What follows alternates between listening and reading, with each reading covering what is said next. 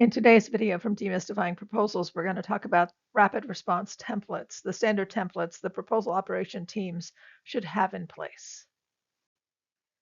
Developing templates can help bridge the high pressure gap of a quick turn agency requirements.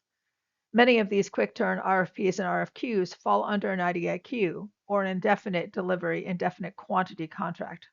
So be sure to note whatever the requirements are at the IDIQ level, so your templates are, from the start, compliant with anything unique to that contract.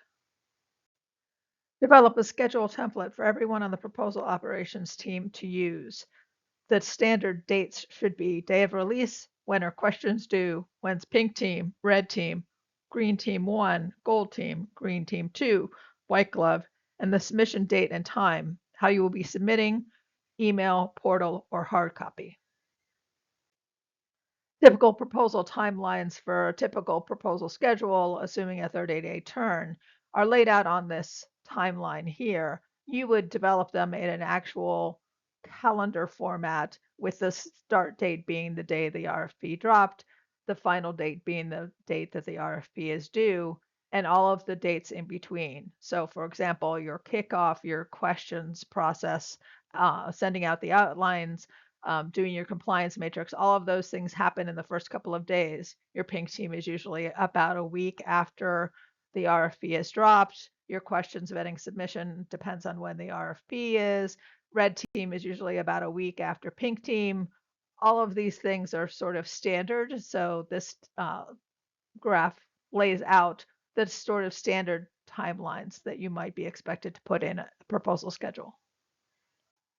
If you know, however, because that's the way the IDIQ is set up, that your proposal deadlines are always going to be a certain length. We once supported an IDIQ that always had a 10-day cycle from RFP to submission. Then develop a generic schedule with that timeline. A quick turn proposal also likely isn't going to be able to support all of the usual color teams. So have that discussion with leadership to set expectations for all proposals under that IDIQ. And be sure the proposal teams know what to expect as well, especially as they are going to have to meet those high standards with fewer days. You want to have a standard proposal response template that everyone can use to develop their outlines. In this template, you need to have defined styles for all the elements of the proposal. Headings, usually down to level 3, usually in a sans serif font, colored based on your company's brand. Proposal text, which is usually set to the default of Times New Roman because that's what the government uses a lot. If you're in a space where the government allows you more flexibility, you can set your proposal text standard style to something else. But you need to make sure that you make it match whatever the proposal instructions are.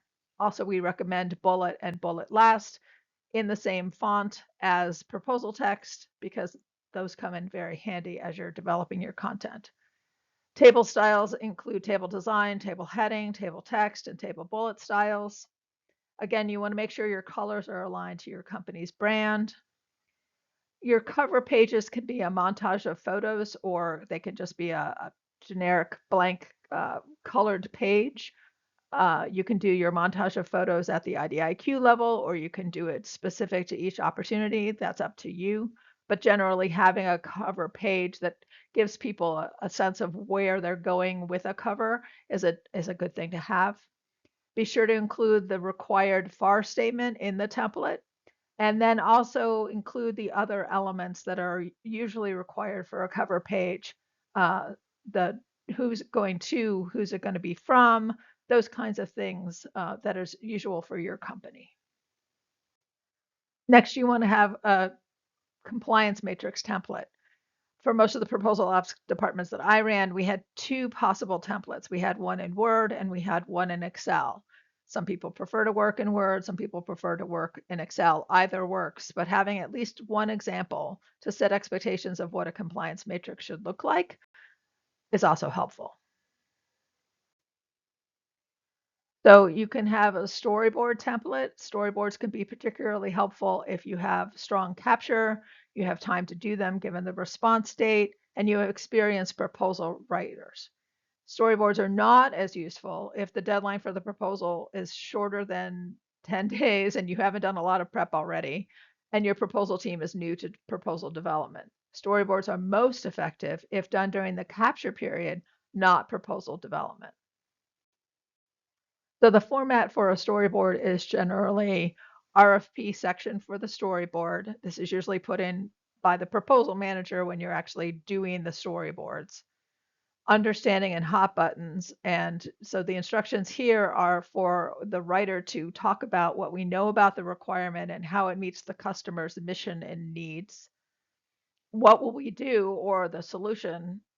Some writers are intimidated by the word solution, especially if the proposal is not an IT or technology driven solution. So sometimes talking about what will we do for the customer, sometimes it just works as a better way to frame it. Then a proof point section. What are you going to use? What is the writer going to use to support their assertions that we know what we're doing? This is usually past performance or kudos that you put in the instructions for how the writer should fill out that proof point section. And then win themes. Which of the win themes is this section going to reflect? Again, this is the instructions to the writer to think about which win themes they're going to want to incorporate in that section. And sometimes the call out box with proof points and the so what can address a win theme, but you definitely want your writers to be thinking about win themes when they're developing their storyboards. Like the compliance matrix, a template for people to develop questions for the government can be in either Excel or Word. If a template is provided by the government with the RFP, you must use that template. But if no template was provided, it's good to have a template to use to develop questions. Generally, the format is a column for the RFP section, a column for the page number for the RFP section, the RFP language that is from that section. The question is probably not about the whole section, so it's good to show which part of the section you have a question about. And then the question or comment that you're actually going to pose to the government. There are a lot of strategies about how to ask the best questions. We're not addressing that. We're just talking about templates. So the proposal kickoff template is usually in PowerPoint. The contents to be filled in based on the actual RFP in front of you are who's on the proposal team, so everybody knows who everybody else is. Opportunity overview that comes from capture, a solution overview that comes from the solution architect, a breakdown of the RFP itself, sections L and M and C, or the proposal instructions, the evaluation criteria, and the statement of work or performance work statement. But you need to address all volumes in all sections. So if you have a multi-volume RFP with lots of different volumes, you need to address each one of those in your breakdown of the RFP. Then you put in a copy of the proposal schedule that you've developed in your schedule template. Anything unusual that the whole proposal team needs to be made aware of. And then a slide about questions and to open the floor to all of the other departments. That includes contracts, pricing, leadership. Each one of those should have an opportunity to talk at the proposal kickoff. So you want your proposal kickoff template to give them that opportunity. So similar to the proposal outline template, you want to develop a resume template. The resume template should generally be aligned to whatever your company uses for company-wide resumes so that you don't have to redo and reformat the resumes when you're putting them into the proposal. So work with HR to align with their template, or work with them to make sure that their template aligns to what you need so that you can have a template that generally works for everybody. Generally, what you include is name, RFP title, or labor category. So RFP title here is not the title of the RFP, but the title that that person is going to be using in response to the RFP. So for example, your RFP title might be program manager and your labor category might be something else. So you might reflect both in your resume, or you might reflect only one or the other. A summary of experience, education, clearance, assuming that's pertinent to the bid. If not, I would delete that from the resumes not to confuse people. Experience, which is usually the jobs in reverse chronological order. Trainings and certifications, publications and presentations, and technologies if it's an IT bid and technologies are pertinent to the requirements for the RFP. Then once you're actually working on the resume for the particular bid, you want to add a section that shows the actual RFP requirements for the key personnel. Usually you can find that in section C or H. And then you add a row for each requirement on the left, and on the right, you show how that person's experience meets or exceeds that requirement. While the specifics of what goes into any past performance citation should follow whatever the proposal instructions for that particular RFP say, having a generic template with the quote unquote usual requirements can be helpful. This is often what companies use to develop their past performance repositories. So this is what we generally include in our past performance templates: contract name, contract number, period of performance, contract value, and be sure that you look up what the requirements are in your particular RFP before you put that in your past performance citations, because different RFPs do define contract value differently. Point of contact, that's usually the contracting officer or the contracting officer's representative. Usually you include an email or a phone number, or sometimes the RFP wants additional information, but that's a good place to start. A brief description. This would probably be a fairly generic description if it's in your past performance repository, but obviously is something that you would want to tailor once you're actually doing your citations. And then you want a section to put in the statement of work requirements and show how the scope is similar. That can just be a blank section in your generic past performance template for now. You would fill that in based on the particular RFP. Optional, as required by the RFP, might include type of contract. Sometimes they want to know if it's a cost plus contract or a T&M contract or a firm fixed price contract. So sometimes I ask about that. Sometimes they want to know the original contract value. So maybe your contract value is in the first section is where you are now. And sometimes they want to know where you started so they can see whether the contract has grown over time. And then any adverse results. This is obviously something that you would only include if the RFP actually requires it. And again, that's another place where there's definite strategies about what you put in that section. We're just warning you that sometimes that's a useful thing to have in your past performance template. And you usually have a color team in brief template. It's usually in PowerPoint. Again, the contents are similar to those from the kickoff. So a lot of the stuff can be translated from the kickoff uh, template into the color team template. Why reinvent the wheel? So we do a lot of the same kind of things here. So the proposal team, opportunity overview, again from capture, solution overview, again from the solution architect, the breakdown of the RFP, all volumes, all sections. Then add instructions to the reviewers. So usually that changes depending on what color team you're on. So at pink team, you might have different instructions than at red team and at gold team. So that's something that you might want to have more than one color team in brief, or you just have an in brief template that has all of the different instructions in it and people take out what doesn't apply. The schedule for the review, not the schedule for the proposal, although you can include that as well, but the schedule for the review. When is the review going to start? Are you going to have an in brief meeting? How much time do people have to do their actual reviews? How much time do they have to develop the SWOT slides that we usually recommend? You'll see that on the debrief template. And then when is the actual debrief? What are the assignments? So not everybody's going to be reading everything. So you need to have some kind of a description of whose assignments are what. And then we generally include the color coding for the SWOT, for the strengths, weaknesses, opportunities, and threats that we're going to be using in the debrief, just to get people used to that concept. Like the in-brief template, the debrief template is usually in PowerPoint. The contents to be filled in based on the RFP are usually the instructions to the reviewers. Again, these are specific to the level of the color team, pink, red, gold. The schedule for the review, just as a reminder for when they're filling in their debrief documents. The assignments, again, just to remind them for what they're supposed to be giving you a debrief on. The definitions for the color coding for the overall score, that SWOT that we talked about on the previous slide. And then the slides for the reviewers to fill out. So what we're asking for is an overall score. Usually it's a green, blue, yellow, red score, and different companies have different definitions for those. So I didn't include any of that here.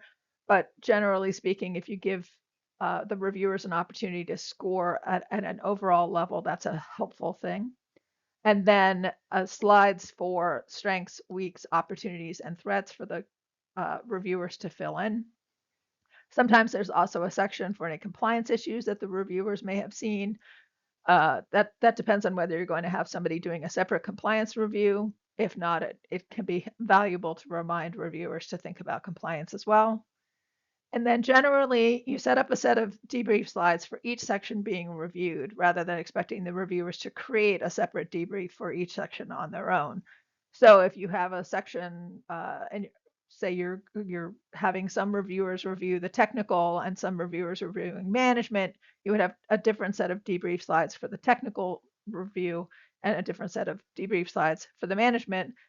They're the same information. You're asking for the same information, overall score and the SWOT, but that way they don't have to create that set of slides, and you're more likely to get them to actually fill out the slides if you give them what they need.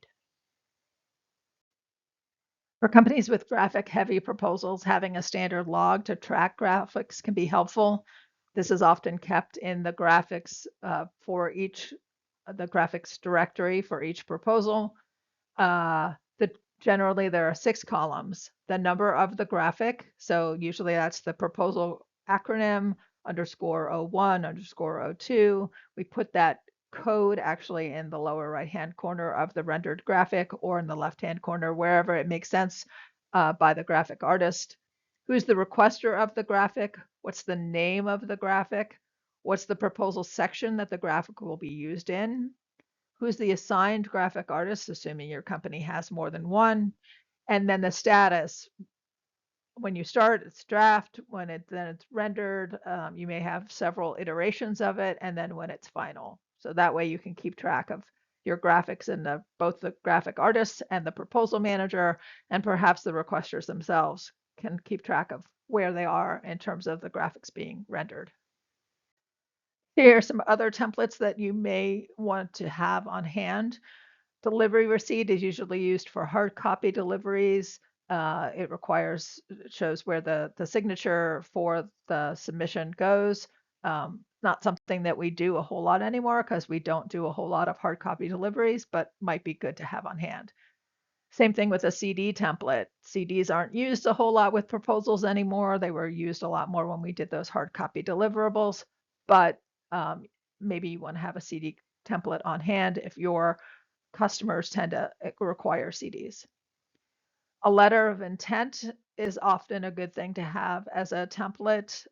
If the proposals you bid on often require a letter of intent for contingent hires, having a template on hand is a good idea. You need to coordinate with HR to make sure that they're comfortable with the language being used in the letter of intent. The letter of intent does actually have some contractual weight, so you need to make sure that it's not just, willy-nilly. It's developed appropriately.